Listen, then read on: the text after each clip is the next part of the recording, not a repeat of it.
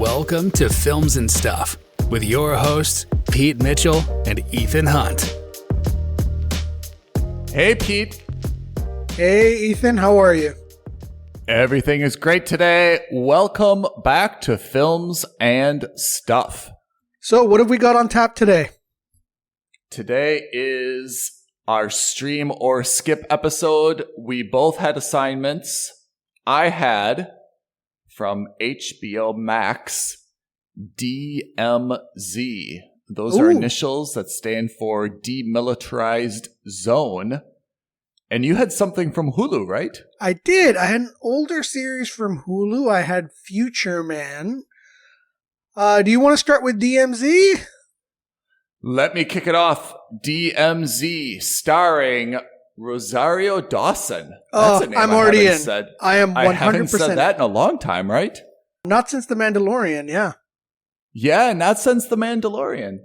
So let me give you the rundown.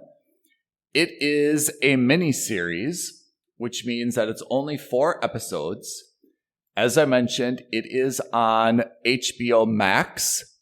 It came out earlier in 2022, March of 2022, and it's based on a comic book. And since you're the comic book expert, have you ever heard of this before? I have not. DMZ? No. DMZ, not the rapper, the show. Isn't the rapper DMX? Oh, maybe that's right. I wish I could take that back. But I can't. It's been said, memorialized forever. So, in any case, it's only 4 episodes, and it is based in the near future after there has been a civil war, and the Manhattan, New York area is essentially a continued war zone. And outside of this Manhattan area, it's kind of the normal United States. So my first, the first thing that came to me when I was kind of getting into this was, this is a lot like The Handmaid's Tale, which was, right, kind of the DC area. So I found a lot of, similarities just in terms of the theme between this. And I know that you said you're a huge Rosario Dawson fan. Once I started to get into this, to be honest, I was really intrigued by the idea. And then it fell away a little bit because the premise of these 4 episodes is that in the evacuation of the Manhattan area, what they call the demilitarized zone, she was separated from her, young son. And she goes back into the DMZ in order to try to find him. And I have to say, as far as a 4-episode series is concerned, I kind of lost the anticipation for what was going to happen. Now the plot was set, right? She lost her son. She's going to go in. There's going to be all these, obstacles and people, and she's going to have to survive a little bit. She's going to find her son. They're going to get out. Everyone's going to live happily ever after. I really lost a lot of ambition to carry on once I found out that was the premise. Only because I think that we've just seen that in so many different movies and shows, and usually it's not like the central plot, right? It's a few episode plot, or it's, ancillary to the main show, but this was the entire plot. So that, coupled with the fact that we've kind of already seen this with The Handmaid's Tale, and you and I spoke about The Handmaid's Tale before, and we said, I'll summarize 2 things. Thing number 1, exceptional show, acting, casting, production, so forth. Very, very emotionally negative to watch. Yeah. Where you get out of that show and you don't really feel like socializing with people. You don't feel optimistic. You don't feel like any renewed energy. It's a downer, right? And entertainment doesn't necessarily have to be all, rainbows and unicorns. But to be honest, there's something about, putting yourself in a worse mood watching something. Yeah. So I was a little bit down on DMZ after I watched the first episode for those two things. I felt like I was really going to be brought down by the premise, and I wasn't really emotionally invested in Rosario Dawson, trying to find her son. I pushed through the next two episodes, so I watched 3 out of 4, and then I was reading some stuff online, so I knew how 4 ended, so I didn't finish it off. But 2 and 3 deals with a lot of political drama, and that's maybe, it can't be avoided, but I felt like there were a lot of quasi-political statements being made about maybe the drug war in like South America, Central America, Mexico, in terms of, the way that the cartels are treated by the US government, how sometimes the cartels are pitted against each other. I found a lot of, kind of political statements in terms of, the support of puppet regimes in other countries and how government support was, given or taken away based on things. There's a lot of political intrigue in this show because there's essentially 2 different warring factions, kind of the Chinatown gang and the Harlem Kings gang, which are both led by pretty charismatic actors. So you see a lot of this kind of like turf war stuff.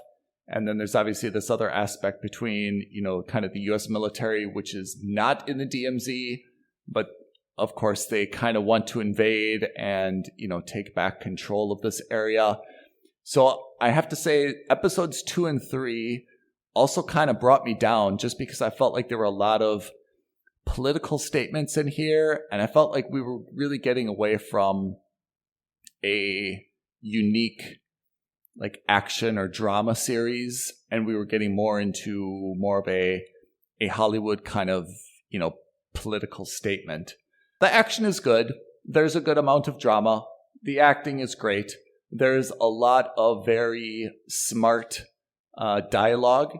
I guess there was kind of less action than there is action, but there's kind of less action than I was expecting. It wasn't so much like, remember the series 24? It wasn't so much like 24 with all this action.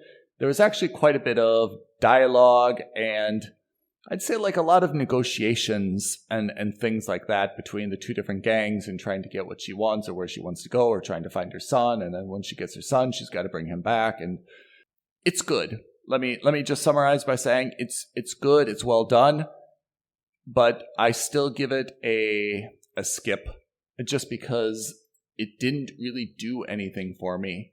It wasn't a show that made me think. It didn't really open my eyes in terms of new ideas, new concepts. It didn't have, crazy types of action or settings or anything. It was just filmed in kind of a burnt out graffiti-ish, Manhattan street corners or burned out buildings. And I guess at the end, I just didn't feel like I was really better off in any way for watching it. I didn't really learn anything. I didn't get any new ideas. I didn't get any creativity. I wasn't like, wow, those stunts or those effects or that something. It's a very good show on HBO Max, but still I came away giving it a skip. And as I said, I didn't even watch the 4th and ultimate episode. When I was reading online, I learned how it's going to end. And that was enough for you? And that was enough for me. Yeah. I guess I was a little bit surprised it's only 4 episodes. Because it seems like a lot of effort, to only put together 4 episodes. Certainly there's not really enough content for a season of 8. I mean, even now a season of 8, which is kind of where we're headed with a lot of these, series, it's not a very long season to like get into something, It used to be like 10 or 12. Now we're getting into like 7 or 8.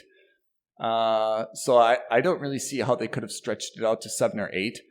I guess they could do a sequel. I mean, there's enough kind of political drama that I'm sure if there was enough clamor for it, they could come up with a storyline for sure. There's enough characters and subtle issues that they could, create something around it, just like they've done with Handmaid's Tale, right? Right. Right.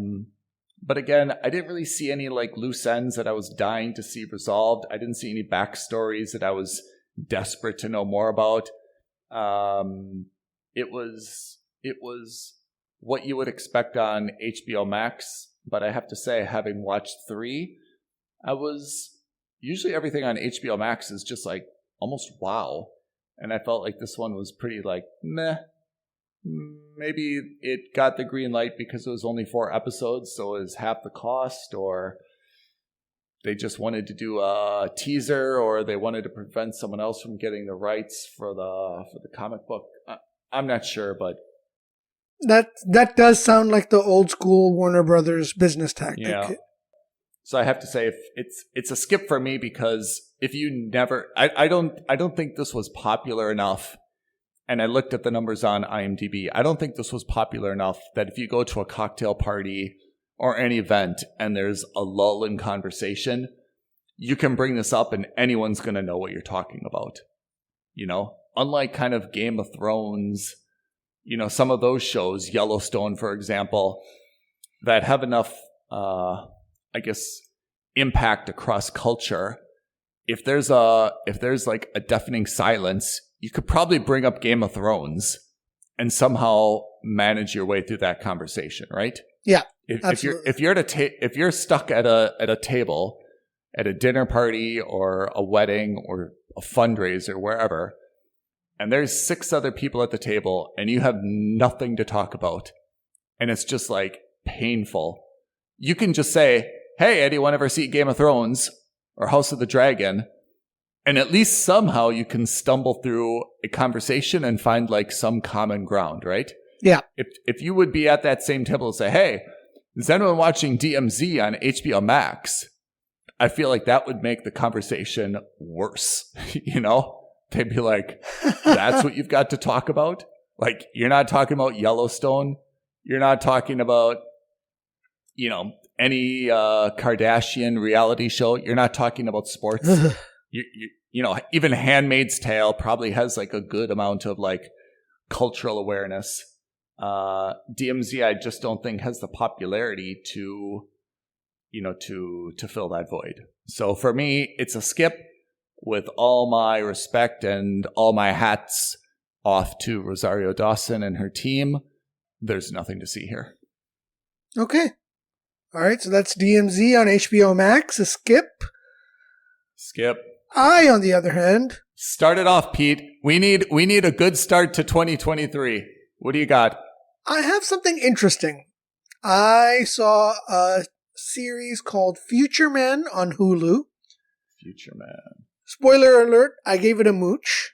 However, I will be upfront in saying that this could be a show that I imagine you would enjoy, because it has all the elements that we typically like. A, it's sci-fi. B, it's got elements of time travel in it. And C, it's got a pretty stellar cast, actually. So let's start from the top. Have you ever watched, do you remember the classic film, The Last Starfighter? The Last Starfighter? Yeah. It sounds so familiar, but I cannot say that I know. Yeah, it's an early 80s movie, and I'm sure you will have heard about it if you haven't seen it, and you probably have seen it, you just don't remember. But it's about this kid who plays a video game, and then he's the only one who's able to beat that video game, or he's the most successful at that video game. And then we learn that the video game was actually a training simulator, and that the war in the video game is actually true. And Ender's Game. Yes. It's like Ender's Game. Similar to Ender's Game. Not quite, but yes. Conceptually exactly the same, right? Because he kept using that simulation as a training exercise. Yes, but then we learned that that's the real thing. So yes, right. I have those in my notes as well. It's very similar to that conceptually. you have what is in effect a down on his luck nerd slash geek slash loser who's a janitor who works at this science lab that is researching like all these kinds of like STDs and venereal diseases. Yeah. He's very good at video games. Okay. He beats a video game that no one else can beat. It's supposedly the only unbeatable game in existence. Okay. And lo and behold, within an hour of beating that game, 2 time travelers from the future come back to recruit him because that video game was used as a training exercise to see who could actually beat this war that's happening in the future. That's 100 odd years. Oh man, this sounds like The Peripheral as well. Kind of, but not quite. This is exactly similar conceptually, right? And so and he finds out that the person who kicks off this war is actually the boss that is his boss at this science lab slash venereal disease clinic, research clinic, whatever it is. Okay. And a so venereal disease clinic. I love it. Yeah, it's something weird like that. So ultimately, this is a sci-fi show, but it's obviously a comedy, right? They play it up for big laughs, and it's got some incredibly lowbrow humor. So STD jokes, urethra jokes, poo and pee jokes, that kind of thing. Yikes. So that's what I'm saying by saying it could be a hit, it could be a miss for a lot of people. Don't get me wrong, a few jokes here and there every once in a while, I'll still laugh, but when it's constant, you're just like, ugh, okay, get it over with. You know, it's a little bit too childish even for me, and I am a huge child. But anyway, so the story is that, you know, they come back to recruit this guy. They want to go back in time. They want to go back in the future and either fight the war or to end the war before it starts. So this is kind of like Terminator. And so they decide to go back in time to prevent the wars from even starting. And then it becomes a little bit cliched in terms of the premise and plot line, at least for season 1. I've only seen the first 2 episodes.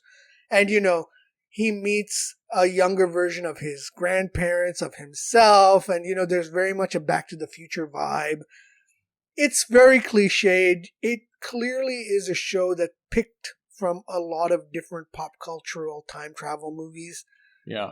I'm sure that in season 2, it'll be about the unintended consequences from season 1. So like by the end of season 1, I'm sure they'll have completed their quest and stopped the war, only for them to find out that the war is still raging in another way because of something else. You know, this is your the multiverse, super stereotypical Back to the Future time travel, Terminator 2 style time travel movies. Yeah. Nothing we haven't seen before. Yeah. The cast is pretty excellent. It stars Josh Hutcherson, who you may remember as Peeta from the Hunger Games. And Peeta. Yeah. Eliza Coupe, who most people they'll remember her. She's been in a few sitcoms. I was introduced to her in Scrubs as Denise. I fell in love with her there. I had a massive crush on her. I thought she was great. Interestingly enough, actually, it's the supporting cast that kind of steal the show. So you've got Aquafina is in there, Ron Funches is in there, Paul Scheer, Haley Joel Osment, Keith David. Oh, Haley Joel Osment. Yeah, it's really interesting. You've got some really A-list side characters. Ed Begley Jr. It's crazy. It's actually quite surprising.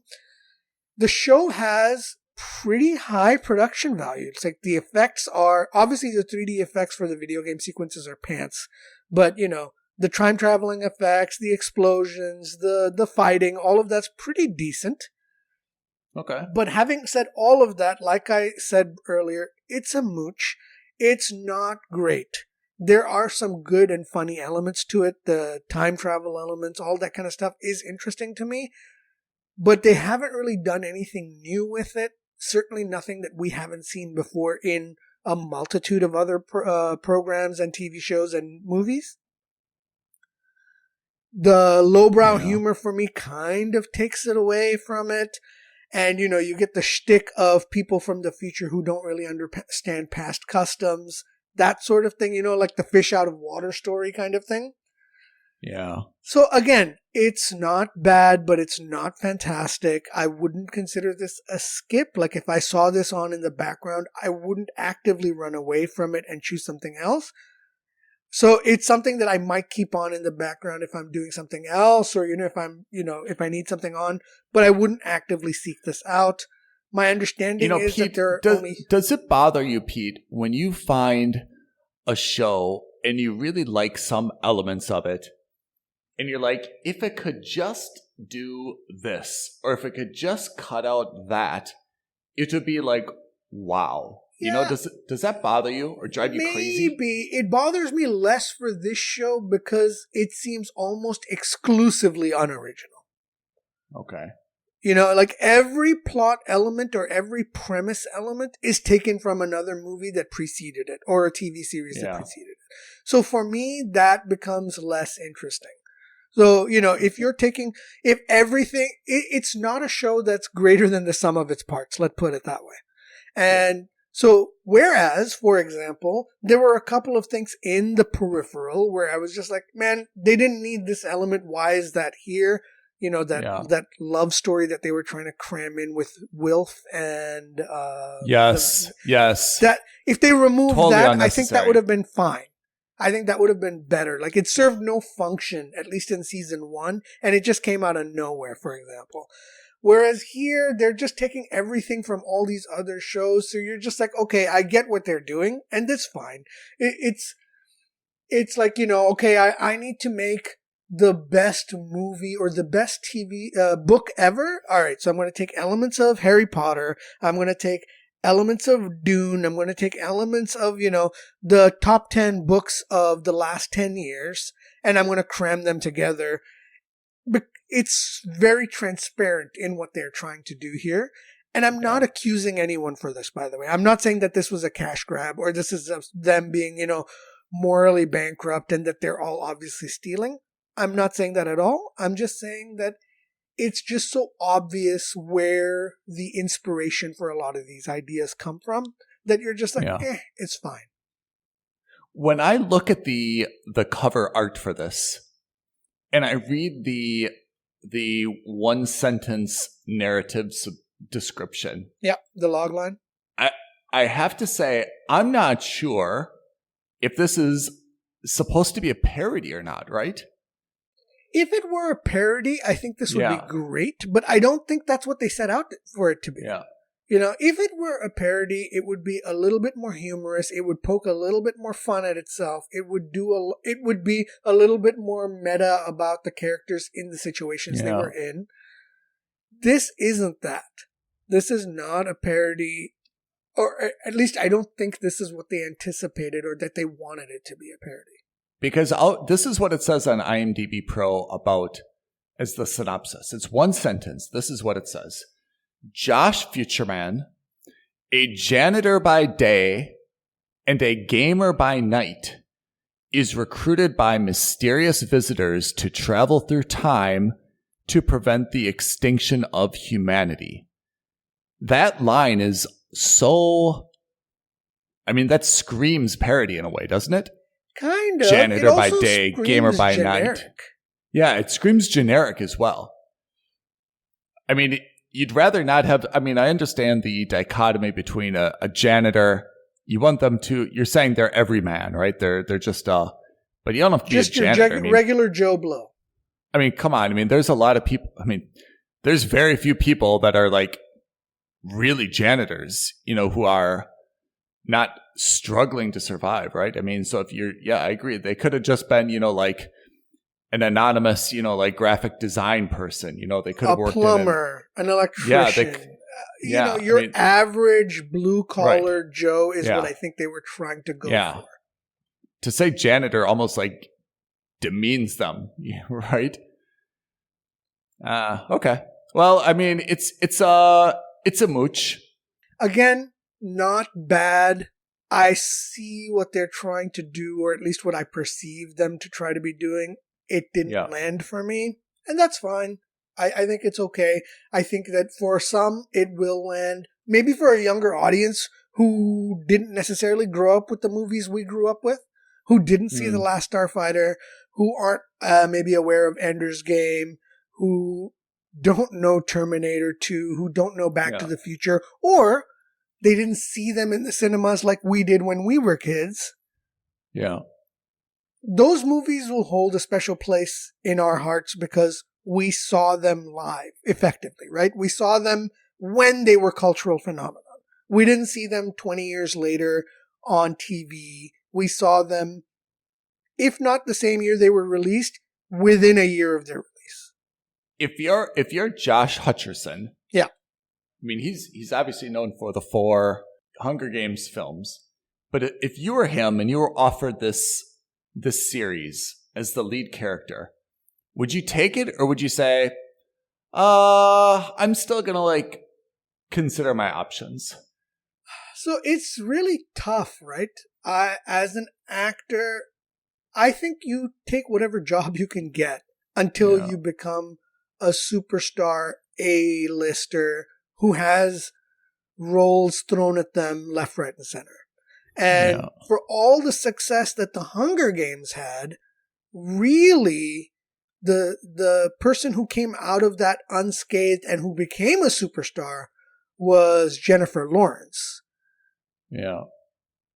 And even after Jennifer Lawrence, I would say it was that younger Hemsworth brother, right? Luke or Liam or whatever. I don't think Josh Hutcherson came out of this as an A-lister. I don't think people were like, okay, we want you to be in the next 5 dramas.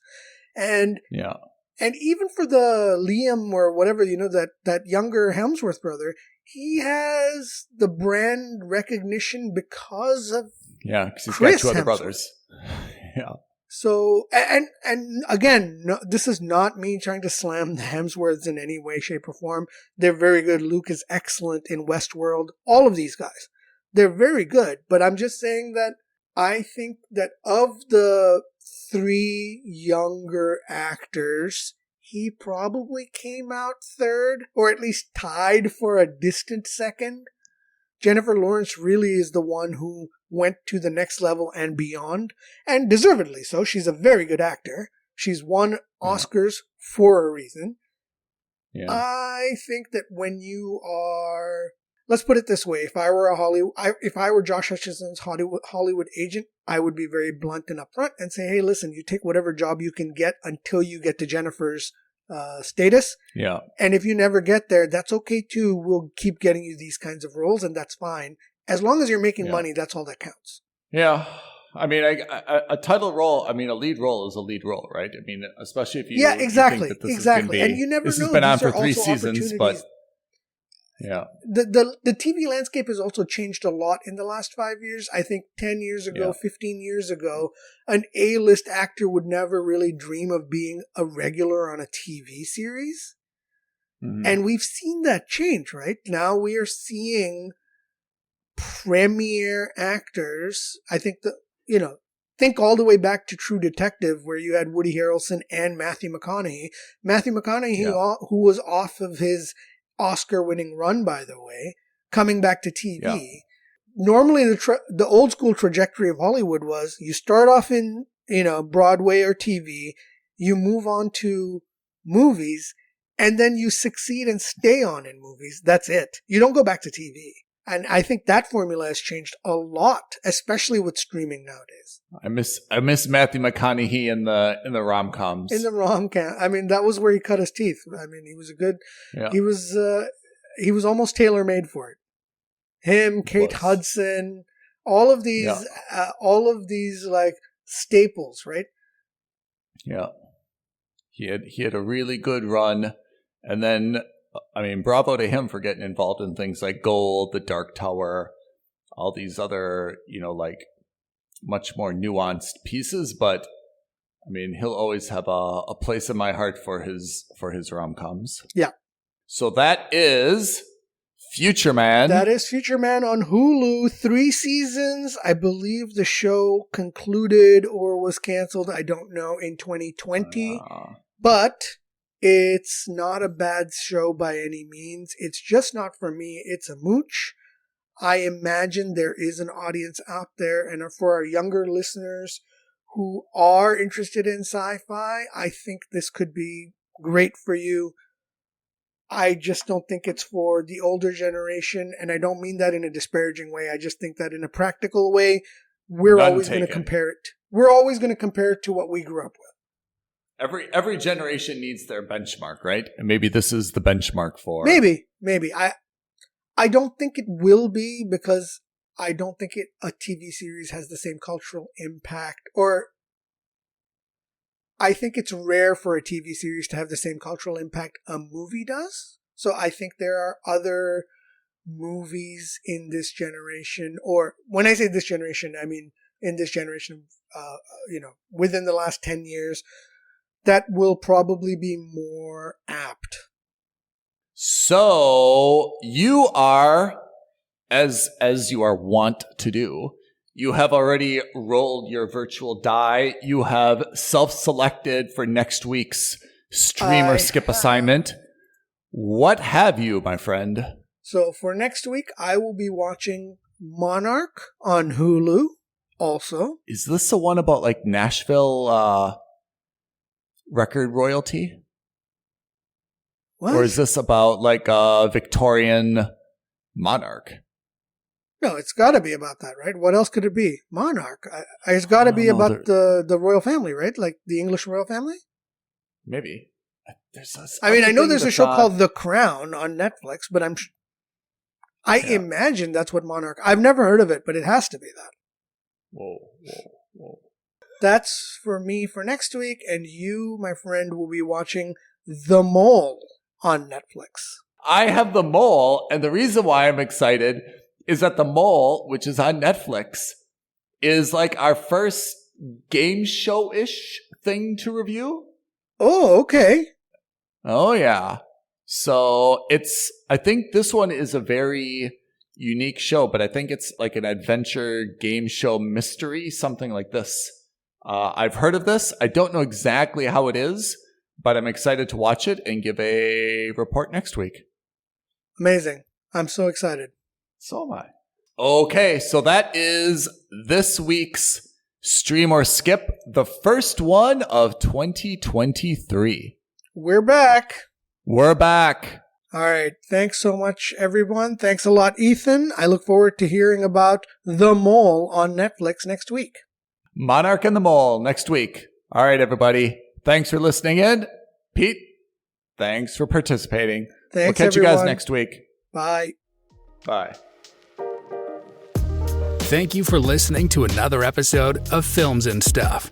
If you haven't already, please subscribe and review on Apple Podcasts, Spotify, or wherever podcasts are downloaded. Films and Stuff. There is no substitute.